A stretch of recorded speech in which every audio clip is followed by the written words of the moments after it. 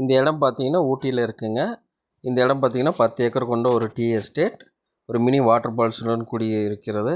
இந்த இடத்த பற்றி உங்களுக்கு ஏதாவது விவரம் வேணும்னு இந்த நம்பரில் தொடர்பு கொள்ளுங்கள். இந்த இடம் பார்த்திங்கன்னா கோத்தகிரி பகுதியிலேருந்து 20 கிலோமீட்டர் தொலைவிலும், கட்டப்பட்டு பகுதியிலேருந்து 12 கிலோமீட்டர் தொலைவிலும், ஊட்டி தொட்டபெட்டா பகுதியிலேருந்து 12 கிலோமீட்டர் தொலைவிலும் ஒரு அழகிய ஒரு இடமாக இது இருக்குங்க.